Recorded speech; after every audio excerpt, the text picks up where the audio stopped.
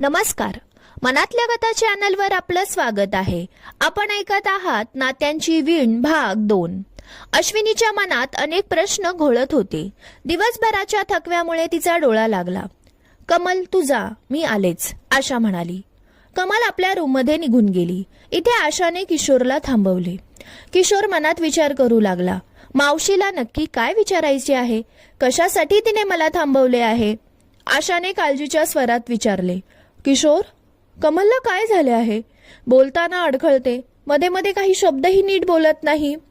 किशोर म्हणाला, मावशी, मी तुला सांगणारच होतो. आईला अचानक हा त्रास सुरू झाला आहे.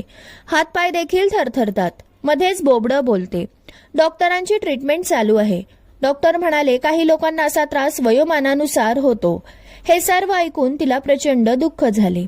तिचे मन कासावीस झाले. आपल्यापेक्षा वयाने लहान असलेल्या बहिणीला हा त्रास व्हावा हे ऐकून तिला रडूच आले. किशोर म्हणाला, मावशी, काळजी करू नकोस, आई बरी होईल. तू आता झोप, तू थकली असशील. आशा जड पावलांनी कमलच्या रूममध्ये गेली. पाहते तर कमल आशाची वाट बघत बसली होती. आशाला पाहिले तसे ती लगबगीने आशा जवळ आली. ताई, मला काहीतरी बोलायचे आहे, जरा अडखळतच ती म्हणाली. कमलच्या डोळ्यात एक वेगळीच चमक होती. आशाला जाणवलं, नक्कीच तिला महत्वाचं बोलायचं आहे. कमल, तुझ्याशी गप्पा मारायलाच इतक्या लांबून आले आहे. तुझी खूप आठवण येत होती. कुठेच मन लागत नव्हतं. सतत तुझाच विचार येत होता. कमलने रूमच्या बाहेर कोणीही नाही याची खात्री केली. कमलने हळूच दार लावून घेतलं. कमल बोलू लागली. तोच मुग्धाने दारावर थाप मारली. कमल खूपच दचकली. कमल, इतकं काय झालं दचकायला? असे म्हणत आशाने दरवाजा उघडला. मुग्धा आत येत म्हणाली, चांगल्या गप्पा रंगल्या आहेत वाटतं. सॉरी मावशी, ते आईच्या रात्रीच्या गोळ्या द्यायच्या विसरले म्हणून आले. मुग्धाने हातात आणलेल्या गोळ्या कमलला दिल्या. कमल नकारार्थक मान हलवत म्हणाली, मला नको गोळ्या. मुग्धा मावशीकडे पाहत म्हणाली, मावशी, तुम्ही बघितले? आईच्याच तब्येतीसाठी खटाटोप चालू आहे, तरी देखील औषध नकोच म्हणतात. आता तुम्हीच सांगा. आशा दटावत म्हणाली, कमली, गोळ्या घे, नाहीतर मी तुझ्याशी अजिबात बोलणार नाही. आशा बोलणार नाही म्हणून कमलीची इच्छा नसताना तिने गोळ्या खाल्ल्या. चालू दे तुमच्या गप्पा, मी जाते, असे म्हणत मुग्धा निघून गेली. कमल बोलण्यासाठी आतुर झाली होती. खूप काही साचलं होतं मनात, निचरा करायचा होता. मुग्धा गेली. कमलने आशाचा हात घट्ट पकडला आणि बोलू लागली, ताई, तुझ्याशी खूप बोलायचं आहे. प्रत्येक वाक्य बोलताना जरा ती अडखळत होती. आशा लक्षपूर्वक ऐकू लागली. मला किशोर आणि मुग्धाविषयी बोलायचे आहे. काय बोलायचे आहे? आशा म्हणाली. किशोरने सकाळी मला रूममध्ये बंद केले होते, असे बोलून ती रडू लागली. हे ऐकताच आशाच्या तळपायाची आग मस्तकात गेली. त्याने असे का केले? कमल काय बोलणार यासाठी ती आतुर झाली होती. कमलच्या डोळ्यावर झोप आली. अगदी तिला गुंगी आली आणि ती बसल्या बसल्या झोपून गेली. आशाला हे ऐकून प्रचंड धक्का बसला. तिने ठरवलं, उद्या किशोरला जाब विचारायचाच. आशा रात्रभर या अंगावरून त्या अंगावर करत होती. तिला झोपच लागली नाही. मनात सतत विचार येत होते. का असे केले किशोरने? सकाळ झाली. कोणीतरी दार वाजवले. आशाला वाटले मुग्धा किंवा किशोर असेल. ती तडक उठली आणि जरा नाराजीतच दार उघडले. आशाच्या कपाळावर आट्या पडल्या होत्या. पाहते तर अश्विनी होती. अश्विनी, तू? आशा म्हणाली. हो आई, मी. आत येऊ का? हो, ये ना. आई, मला तुमच्याशी फार महत्वाचं बोलायचं आहे, अश्विनी म्हणाली. बोल अश्विनी, काय बोलायचं आहे? आई, मी आधीच माफी मागते, आशा म्हणाली. माफी कशासाठी? मी जे बोलणार आहे कदाचित तुम्हाला वाईट वाटेल किंवा तुम्हाला माझा रागही येईल, पण मला बोलावं लागेल, आशा म्हणाली. हे बघ अश्विनी, मी तुला तुझ्या लग्नाच्या दिवशी सांगितलं होतं, मनात कोणत्याही शंका कुशंका नको. सासू सून असलो तरी आपल्या नात्यात पारदर्शकता ही महत्वाचीच आहे, अश्विनी म्हणाली. आई, म्हणूनच तर मी तुमच्याशी बोलायला आले आहे. ती पुढे बोलू लागली. आई, कालपासून मी बघते आहे, मला किशोर आणि मुग्धाविषयी काहीतरी सांगायचे आहे. खरं तर मला दोघांचं वागणं जरा विचित्रच वाटत आहे. मला जो संशय आला तो खरा आहे हे मला रात्रीच समजलं, म्हणून तेच सांगायला मी आले. अश्विनी हळू आवाजात बोलू लागली. आई, मी रात्री पाणी पिण्यासाठी उठले तेव्हा रूमच्या बाहेर आले. पाहते तर मुग्धा तुमच्या रूमला कान लावून ऐकत होती. हे ऐकून आशाला धक्का बसला.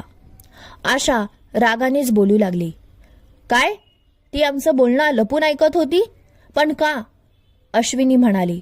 तेच तर, मला आल्यापासून किशोर आणि मुग्धा दोघांचं वागणं योग्य वाटत नाही. काहीतरी लपवल्यासारखं करत आहेत.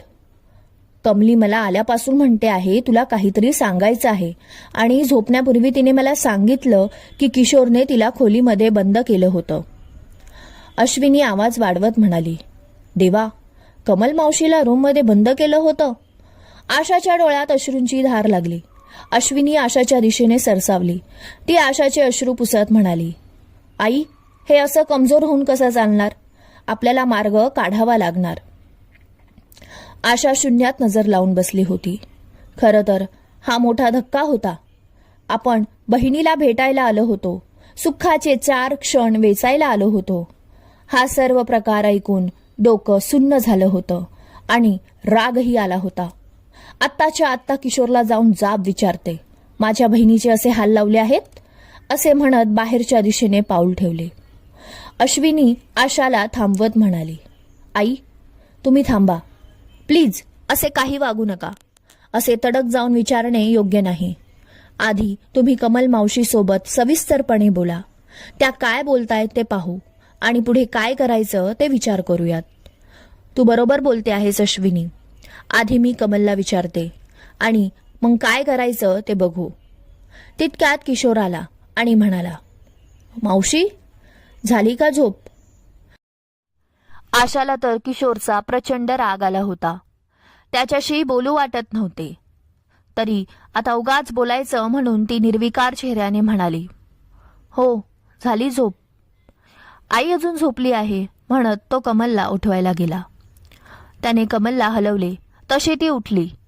किशोरला पाहिले तसं तिने तोंड पाडलं. काय आई, किती झोपायचं? उठवलं म्हणून रागावलीस की काय? किशोर म्हणाला. अश्विनी आणि आशा आता बारकाईने लक्ष देऊ लागल्या होत्या. कमलला उठवलं म्हणून ती नाराज नव्हती, तर किशोरवर आधीपासूनच नाराज होती असं वाटत होतं. अरे वा, सर्वच इथे आहात. चला, नाश्ता तयार आहे, आपण सर्वजण नाश्ता करूया. मुग्धा प्रसन्न चेहऱ्याने आत येत म्हणाली. हो, आम्ही आवरून लगेच येतो, अश्विनी म्हणाली. डायनिंग टेबलवर अनेक पदार्थ ठेवले होते. मुग्धाने स्वयंपाकीन ताईकडून बरेच पदार्थ केले होते. चकचकीत ताटं, चमचे, ग्लास सर्व पद्धतशीरपणे मांडलं होतं. अश्विनी, अविनाश, कमल, आशा सर्वजण आले. मुग्धा सर्वांना वाढत होती. तोच कमलच्या हाताचा धक्का लागून पाण्याचा ग्लास खाली पडला. सर्व पाणी टेबलवर आणि फरशीवर पडले. मुग्धाला प्रचंड राग आला. ती रागानेच म्हणाली. 1000 वेळा सांगितलं आहे तुम्हाला पाण्याचा ग्लास लांब ठेवत जा म्हणून. तोच ती भानावर आली. सर्वजण आपल्याकडे पाहत आहेत हे लक्षात येताच तिने सूर बदलला. खरं तर ती कमललाच चिडून बोलत होती, पण स्वयंपाकीण बाईला आवाज देत म्हणाली. 1000 वेळा सांगितले आहे तुम्हाला पाण्याचा ग्लास दूर ठेवत जा म्हणून, पण तरी तुम्ही ऐकत नाही. तुम्हाला माहित आहे ना, आईच्या हाताचा धक्का लागून हातातून वस्तू पडतात. हा प्रसंग पाहून सर्वांनाच मावशीसाठी वाईट वाटलं. नाश्ता झाला. सगळे गप्पा मारत बसले होते. मुग्धाने किशोरला आवाज दिला. किशोर गेला. इथे आशाने कमलकडे विषय काढला. कमल, रात्री तू काय सांगत होती? किशोरने तुला खोलीत बंद केले होते म्हणून. कमलच्या डोळ्यातून घळाघळा अश्रू वाहू लागले. क्रमश कथालेखन अश्विनी कुणाल ओगले.